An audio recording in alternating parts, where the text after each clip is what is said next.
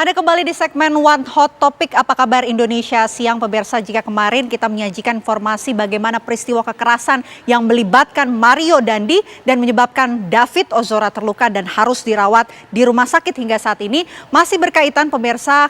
Kasus kekerasan Mario ini menggelinding bak bola salju hingga akhirnya yang menjadi sorotan adalah harta kekayaan dari ayah Mario, Rafael Aluntri Sambodo, yang saat ini merupakan pejabat Ditjen Pajak. Harta kekayaan Rafael pemirsa dimasukkan dalam laporan harta kekayaan penyelenggara negara atau LHKPN dinilai fantastis dan tidak wajar untuk pejabat eselon 3.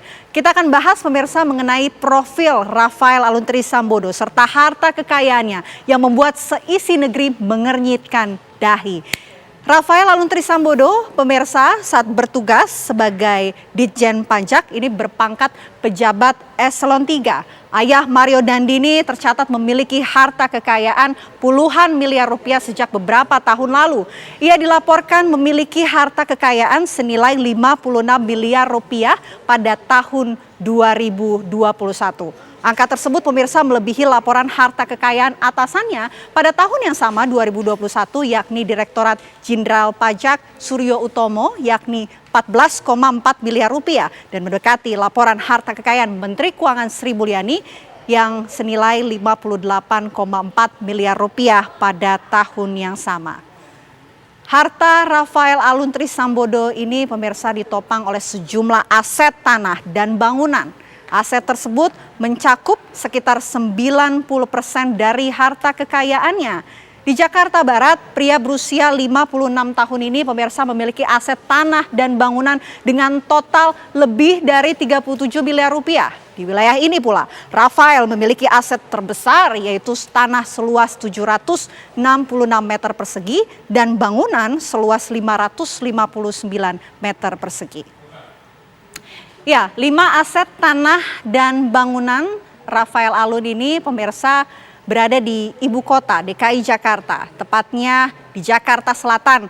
Rafael memiliki aset tanah dan bangunan senilai 13,5 miliar rupiah pemirsa.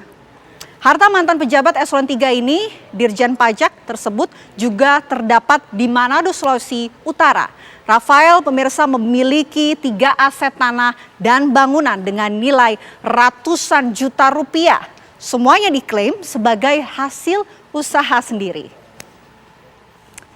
Ya, tidak hanya itu pemirsa, berdasarkan LHKPN pada tahun 2021, Rafael memperoleh warisan 2 bidang tanah di Sleman, Yogyakarta dengan total nilai lebih dari 400 juta rupiah.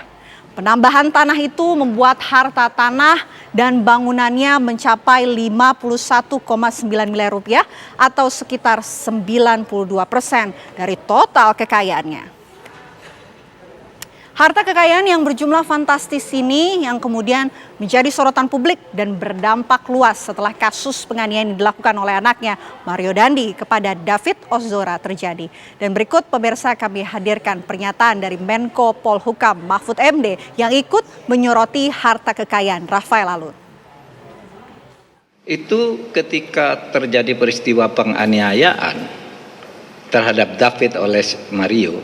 Itu kan orang bertanya, ini kok orang gayanya bagus, mobilnya bagus.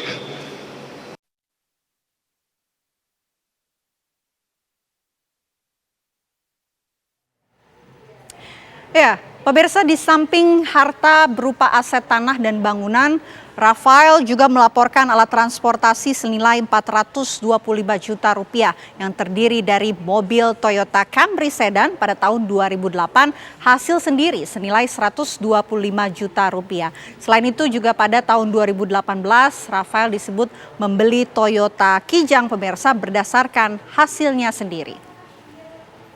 Dari total kekayaan yang mencapai 56,10 miliar rupiah tersebut juga terdapat harta bergerak lainnya senilai 420 juta rupiah, surat berharga sekitar 1,5 miliar rupiah, kas senilai 1,34 miliar rupiah, serta harta lainnya 419 juta rupiah.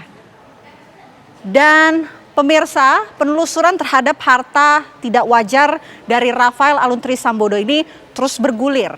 Ia ditengarai juga menyimpan hartanya senilai miliaran rupiah dalam deposit box. PPATK mendeteksi temuan safety deposit box milik mantan pejabat pajak itu berisi sekitar 37 miliar rupiah. Kami hadirkan pernyataan Menko Polhukam Mahfud MD soal deposit safety box Rafael. Deposit box itu kan menteri juga tidak tahu. Itu yang bisa tahu nantinya adalah PPATK. Oh, itu punya deposit box sekian. Itu pun yang baru ditemu sebagian loh, 37 miliar itu. Karena begini, beberapa hari sudah bolak-balik tuh dia ke berbagai deposit box itu. Terus pada suatu hari pagi dia datang ke bank mau buka itu, langsung diblokir oleh PPATK. Sudah itu dicari dasar hukum. Kalau sudah diblokir deposit box ini, boleh enggak dibongkar oleh PPATK? Kan belum ada undang-undangnya, enggak boleh sembarangan. Nah, dalam keadaan begitu, masih kemungkinan yang lain belum diblokir. Nah, ini diblokir lalu dikoordinasikan, dicari dasar hukumnya, tanya ke KPK, bisa enggak nih dibongkar? Bongkar, isinya ketemu satu safe deposit box itu sebesar 37 miliar dalam bentuk US dollar. Nah, seperti itu tuh pencucian uang. Selain kekayaan Rafael Aluntri Sambodo yang juga menjadi sorotan karena dinilai tak wajar, yang juga menjadi sorotan lain adalah kekayaan dari para pejabat Kementerian Keuangan. Pemirsa, KPK hari ini menjadwalkan pemanggilan untuk memintai klarifikasi atas harta kekayaan dari pejabat, salah satunya Kepala Wali Kota Madya Jakarta Timur, maksud kami Kepala Kantor Pajak Madya Jakarta Timur Wahono Saputro dan Kepala Bea Cukai Makassar Andi Pramono. Dua pejabat tersebut hadir hari ini memenuhi panggilan Komisi Pemberantasan Korupsi. Wahono Saputro tiba di KPK sekitar pukul 9 pagi. Hadir seorang diri, Wahono yang mengenakan batik berwarna coklat dan tas ransel memilih bungkam di hadapan awak media dan berjalan masuk ke lobi gedung merah putih KPK. Berselang 15 menit pemirsa, giliran Andi Pramono tiba di gedung KPK. Berbeda dengan Wahono, Andi justru memamerkan cincin blue sapphire di jari tangannya. KPK memanggil kedua pejabat Kementerian Keuangan tersebut guna menjelaskan harta yang bernilai fantastis.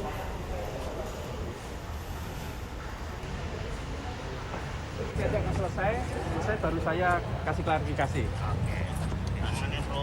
Ya.